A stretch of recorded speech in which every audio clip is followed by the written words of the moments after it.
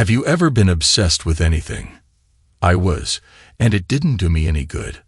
I was obsessed with exposing my wife as soon as possible, but I didn't notice the most obvious things that lay on the surface. It seems to me, if I had noticed all this earlier, I wouldn't have been worried about such serious consequences. After another grueling workday, I returned home, hoping for a peaceful evening in the company of my wife, Emily. The streets were awash with evening lights as I drove through the last few blocks, anticipating a warm smile and candlelit dinner, a small yet significant ritual we occasionally indulged in, reminiscent of our early dates. Stepping into the house, I caught whiffs of Emily's favorite scent, mingling with the aroma of freshly cooked dinner. This evening seemed to hold nothing out of the ordinary.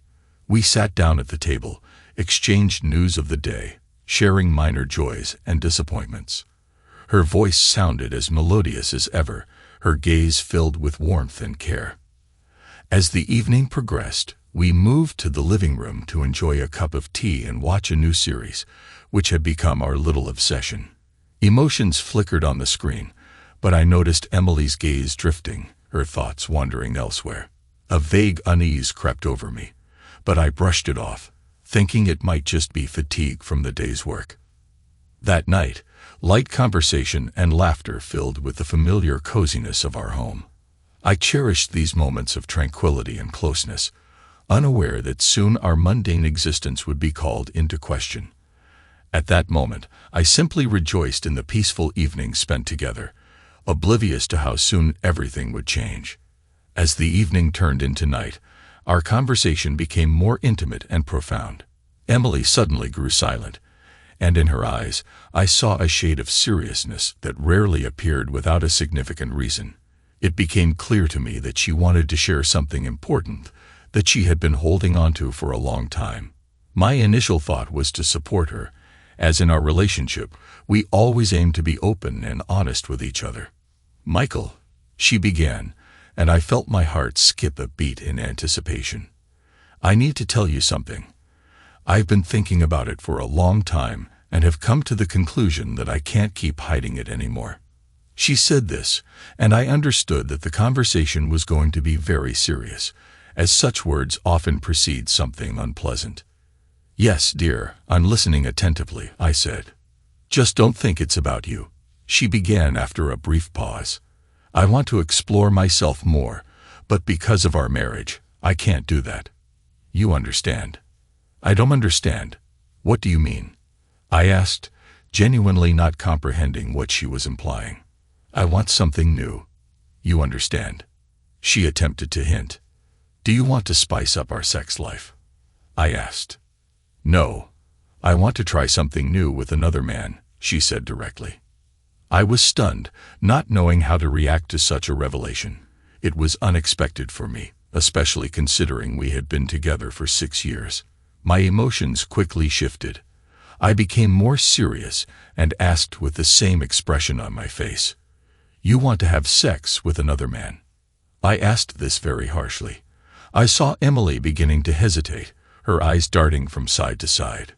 "No," she blurted out. "I was joking, honey. It was just a prank." I completely didn't get her joke, and I really couldn't understand what had just happened, so I decided to ask a clarifying question. "Honestly, do you have someone else besides me?" "No. Where would you get such an idea?" she asked. "Then what was the point of this whole conversation?" I asked, my nerves on edge. I absolutely didn't understand what to do and say. It all seemed strange to me. Emily got up from the couch and headed to the bathroom, leaving me alone. A couple of minutes later, Emily appeared in front of me in a robe. She approached me and whispered directly into my ear, "Darling, I'm not wearing any panties." At that moment, I understood what was going on. Emily deliberately wanted to upset me to later engage in passionate intimacy. At least that's what I thought. So I relaxed, lifted her up, and we did it first on the kitchen table, then finished our evening in the bedroom. After that, we didn't return to this strange conversation. A couple of weeks passed after our conversation that evening. With each passing day, my anxiety only intensified. I began to notice subtle changes in Emily's behavior that previously seemed insignificant to me.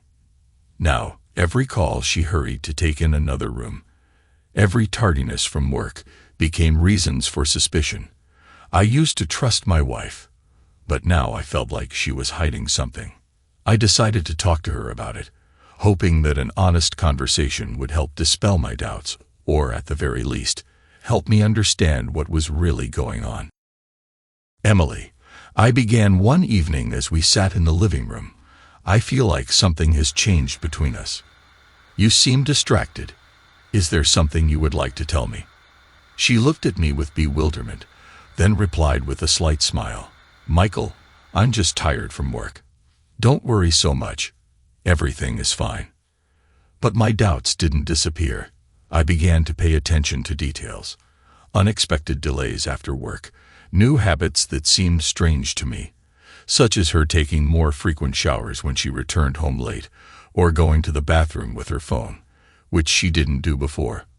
All of this made me contemplate starting to monitor her movements. I didn't see the point in hiring a private detective because I thought I could handle it myself. I began to note the times she left and returned home, checked her social media messages, and sometimes even tried subtly to find out who she had been with during the day or evening. There was nothing suspicious in her messages. She didn't give me any reason to worry. But strangely, this only fueled more anxiety, as that conversation with her echoed in my mind when she mentioned wanting something new. My doubts and uncertainty continued to grow with each passing day, and I decided it was time to act more decisively, if only for my own peace of mind. I began to monitor her movements more closely. One day, when she said she was staying late at work, I decided to check her words. Parking my car several blocks away from her office, I approached closer to see if she would come out, accompanied by someone else.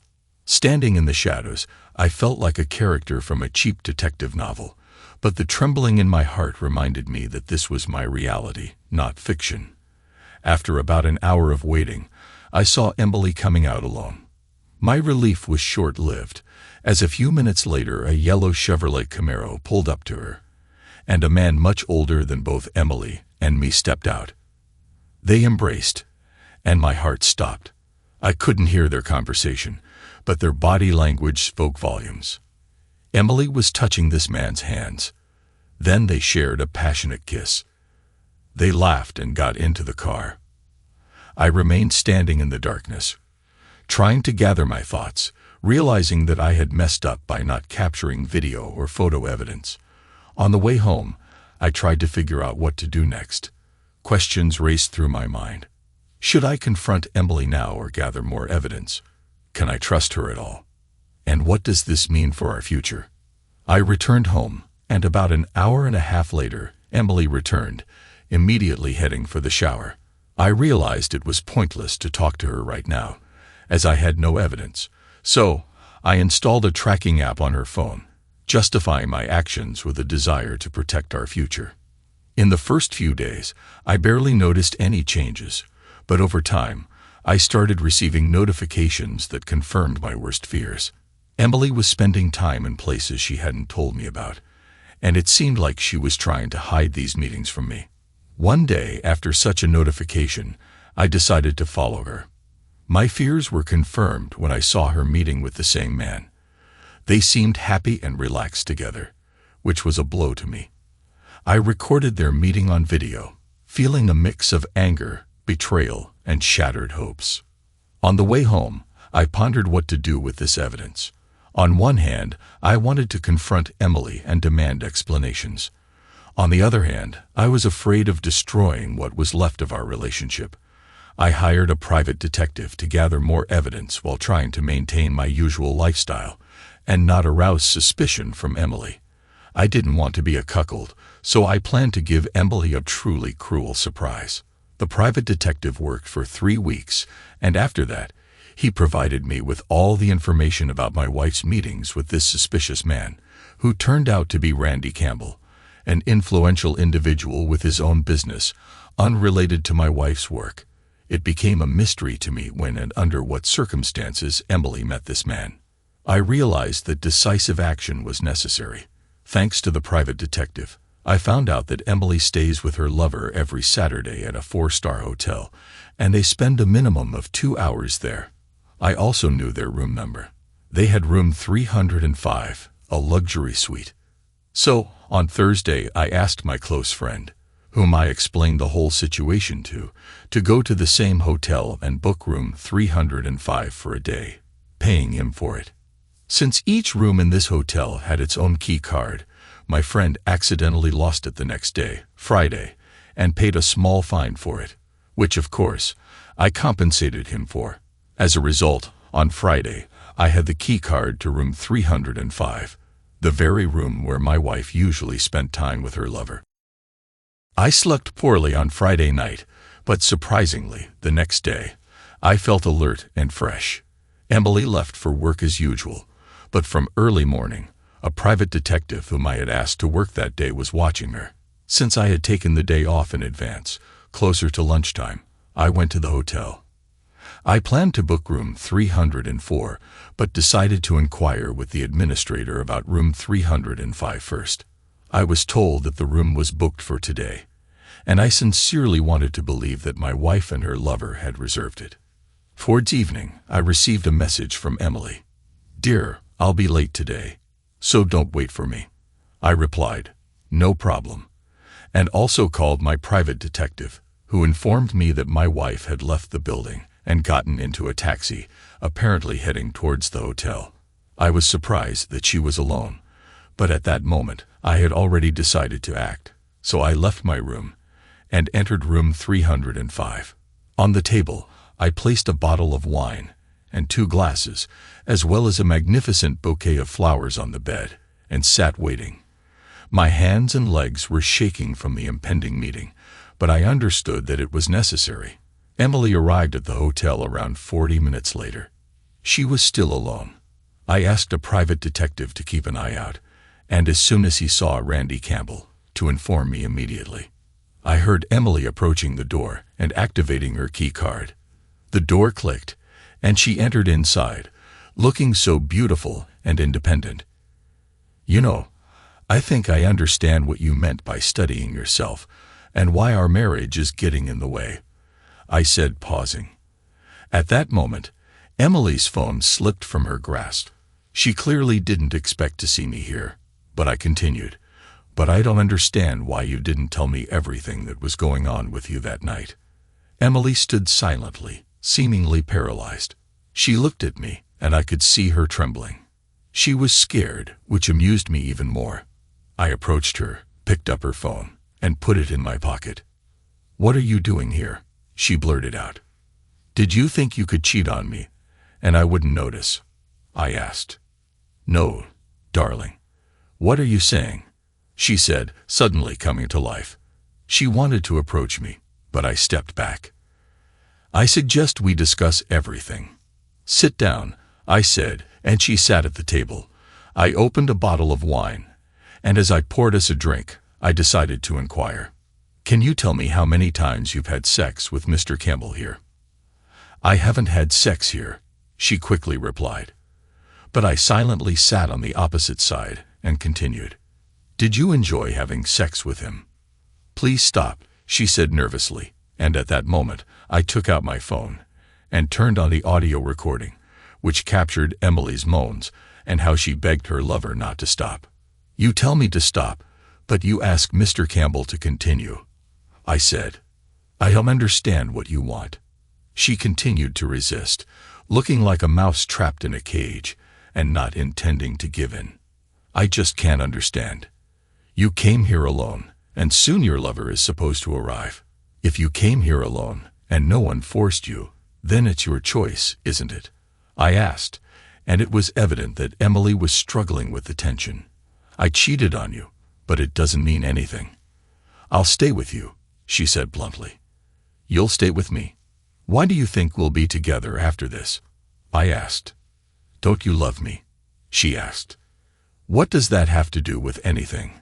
We're talking about something else entirely," I said, raising my voice. "If you love me, you'll forgive me," she said directly. I laughed right in front of her. It sounded so absurd that it was even funny. "You're arguing like a little child. We're adults, and I want to have a normal conversation with you. Understand where I went wrong, or maybe you have some issues. Lately, we've been talking less because you were caught up in your love affairs and I was busy keeping an eye on you," I said, and then I got a notification on my phone. But I ignored it and continued. "You're resisting now, and it's unclear what you're hoping for. I want to save our marriage and help you primarily, but you're forcing me to resort to manipulation. I want to understand everything that happened and why you cheated on me." "I didn't cheat on you," she said loudly. "Are you mocking me?" But then I noticed Emily's eyes. They weren't usual. They were red and clearly not from tiredness. I realized she was in an altered state. She was under the influence of prohibited substances. "I understand you don't love me, so I'm leaving." At that moment, I realized it was serious, and my wife's strange behavior wasn't just because she cheated on me, but she was also involved in something forbidden. She quickly headed for the door to leave the room, and at that moment, I followed her and began to hold her back. I grabbed her hand, and she used her free hand to scratch my face. Then I grabbed her with both hands, and we fell onto the bed together. At that moment, I realized how much I had lost her and how much I didn't know. At that moment, Randy entered the room with a bouquet of flowers and a bottle of wine. He saw me dominating Emily right on the bed, and I completely forgot that he was supposed to come. "Please help me." This man entered the room and started harassing me. Emily shouted, and I realized that at that moment, it was over for me. They would either kill me or severely injure me. I didn't recognize my wife, who wanted to set me up. I saw Randy skillfully and quickly throw the wine bottle in my direction, but I managed to dodge it and fell off the bed. Randy was a big and athletic man, unlike me, because I didn't go to the gym and didn't practice martial arts. But I knew one really cool move, although I never used it, so I thought today would be the right moment for it. "You've misunderstood everything. I'm her husband," I said to Randy, who was heading towards me, clearly not with friendly intentions. Randy stopped and looked at Emily. "Is that true?" he asked her. Emily was already in tears at that moment. She looked at me and confidently said no. I was shocked by such a statement, and now I looked like a man who barged into a hotel room and harassed someone else's girlfriend. I would probably have killed myself. I realized that the situation had gotten out of control and action was needed immediately. Randy came charging at me again, and when he was within arm's reach, I applied that same technique. I hit him as hard as I could right in the groin, clearly catching him off guard. I saw him blush and grab his little buddy with both hands, and literally within a couple of seconds, he was lying on the floor, motionless. At that moment, I realized I needed to get out of the hotel. Emily was crying, and when I tried to lead her out, she resisted. I'd had enough of this, so I had to shout at her. "If you don't come with me right now, I'll call the police, and we'll go for tests. You'll be giving your samples." As soon as she heard about giving samples, her expression quickly changed, and she obediently followed me out of the room. After the incident at the hotel, we went to the hospital first, where Emily had to give all her samples, and they found prohibited substances in her blood, so I had to leave her at the hospital. But before that, we talked. At that moment, she was lying under a drip and gradually coming to her senses. I began to ask her how she ended up in such a life, and it turned out that her lover Randy, at every meeting, gave her something to try, but he himself didn't try anything, and Emily got hooked on it. Emily told me that Randy is a shareholder in their company, and she met him a couple of months ago. He courted her for a long time, but she always refused until he let her try something new. And after that, something clicked in Emily's head, and she wanted to meet Randy every time to find herself in that state again. He gave her prohibited substances, and in return, she had to sleep with him. Such a revelation horrified me, and frankly, I didn't believe her, as she had already deceived me. Instead, I decided to wait a couple of days and came back to her at the hospital to have a proper talk. She looked better already, and I saw how her eyes changed. I couldn't believe how I hadn't noticed all the changes that had happened to her before. I tried to expose her and didn't notice obvious things. Her eyes. I thought she was just tired from work. Her nervousness, irritability. All these were side effects of prohibited substances. All her inappropriate behavior in recent months is a result of all this. She got involved with a bad person who took advantage of her. It was terrible. I didn't know what to do in such a situation. After a couple of weeks, Emily repented and confessed that she did it on some animal instinct and didn't even realize the extent of her actions. She was still in the hospital undergoing rehabilitation. I wanted to file a police report against Randy to hold him accountable, but my lawyer said it was pointless. Do you think the police will believe more? A drug-addicted girl without direct evidence, or a successful and influential businessman? Argued the lawyer. And he was right. We had no evidence except for Emily and Randy's regular meetings, but that wouldn't play a role in court. The most I could do was accuse Emily of infidelity and divorce her. So I decided not to touch Randy, considering the fact that he didn't pursue me after the altercation at the hotel during which he got hit in his golden eggs. A month later, Emily went home. She was still undergoing rehabilitation because her addiction was strong, but the doctors said she could be at home now. Emily stopped working and spent whole days at home. I didn't know whether to divorce her or not.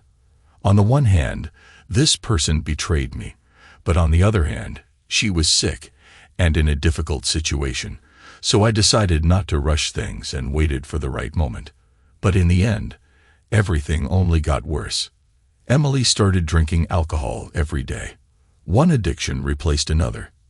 I realized that I couldn't handle her, so I had to inform her parents about what happened. And literally the next day, her father came to our house, seeing his daughter, or rather, what used to resemble his daughter. Emily had lost a lot of weight due to treatment, and practically didn't eat anything. Her father first yelled at her, and then at me, for not taking care of his daughter and exposing her to such danger. A month later, Emily and I divorced, and her father took her home, and I was left alone. I still blame myself for not noticing the most important thing. I wanted to catch my wife cheating and got fixated on gathering evidence rather than focusing on the most important thing. Maybe if I had been a little more stubborn that evening and had a frank conversation with her, none of this would have happened. Thanks to everyone who took the time to listen to today's stories. If you enjoyed it, please consider liking and subscribing if you haven't already. Feel free to share your thoughts on the events in the comments below. Take care.